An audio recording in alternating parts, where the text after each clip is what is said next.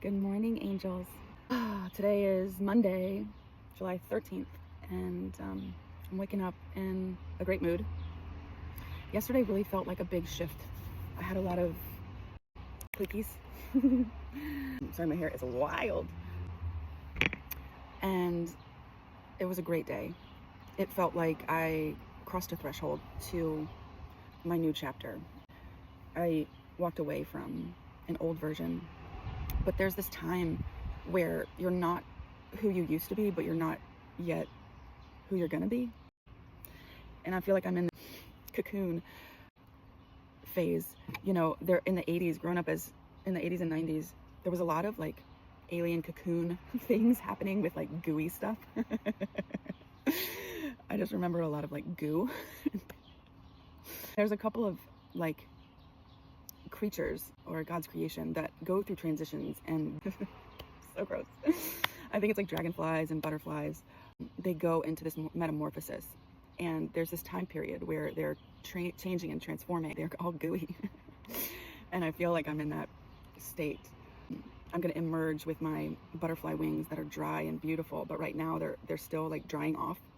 Dragonflies, I think, do the same thing. But I wanted to talk about today disassociating with the negative self-talk. It's a part of yourself that will never go away, but it's a part of yourself that absolutely needs training and understanding of when it's allowed to speak, when it's allowed to take the stage, when you can say, okay, I feel you, I hear you, and you can exit left. Thank you. Thank you so much for your feedback. Like I kind of like to think of that as like a customer service person in my head. When negative self-talk comes around, it's like a complaint center, and you have a version of yourself that is a great customer care representative. It listens and it says everything that you need to hear. It's just like, okay, thank you so much for your feedback. We're right on top of that rose. Don't tell mom the babysitter's dead. If you get it, you get it. But that's not our identity, but it's part of our human experience. Everyone is going to have to fight this resistance against being who you're supposed to be, or stepping into your role or your dharma or your calling or anything like that. Your mind is automatically going to put resistance into the process. You're going to get resistance from other people and other things too, but the hardest part to get over is the resistance that's inside of you, the one that says, why would you do that? Because there's so many other people doing it. Why would you be good at that? What do you have to offer? Who do you think you are? That old nasty weaponized sentence. And in therapy the other day, we watched a little clip on Jonah Hill's Netflix special where he interviews his therapist. It's called Stutz, and it's called Part X. So you can look that up.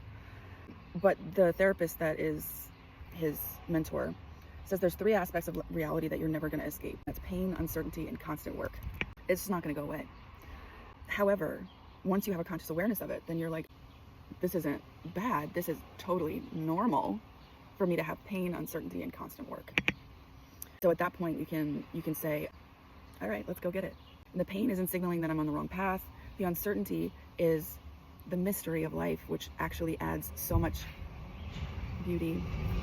And the constant work can be looked at as taking care of yourself as well. So you can work on whatever you want to work on. So why don't you work on something that you love, that you're passionate about?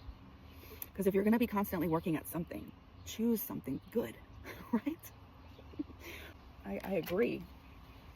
I have so many affirmations. I've been writing so many things that I think I'm just trying to anchor into my mind. I'm trying to settle into safety, settle into my divine feminine, not have to be in my masculine because I'm trying to protect myself or protect children. I can just receive. And it's taken me so long to become a receiver. And I think about it like a musical receiver. You need a receiver, or you used to. I'm aging myself, but you used to need to have a receiver for all of your devices to plug into so that you could play music. And now I feel like I'm plugged in and I can receive because I'm a receiver. And that feels amazing because God's using me, and there's going to be transmissions that come out of me. So I'm going to receive the information and then I'm going to transmit it out. And that's my calling in life. And that's what I love to do, and that's what I'm passionate about. That's what's going to make me money, and that's what I'm going to be constantly working at. So that feels good because I'm doing his work. And there's nothing else that will give you that kind of fulfillment. And there's no other person that will give you that kind of fulfillment. So that's why it's so important for you to understand this, embody this personally before relationships begin. Because if you're looking for someone else to help you get into your calling, it's not going to work. It's like trying to sit in someone's car and take a ride with them, go where you want to go, but they're driving where they want to go. It's like you have your own car. You can go on a trip with someone, and that's codependency. When you're in someone else's car and you're going where they want to go, you're doing what they want to do, you're just there as a support. You're just there as a passenger. You're passive. And you're not the main character of your life. But healthy relationships have two cars, two vehicles, two drivers, two paths, and they could be on the same highway at a certain point in life. It may not be the whole life, it may be just a season. But when you find your people, it's like you find your pack of cars, but nobody's riding in your car. They're riding in their own car. That's what's healthy about parenting.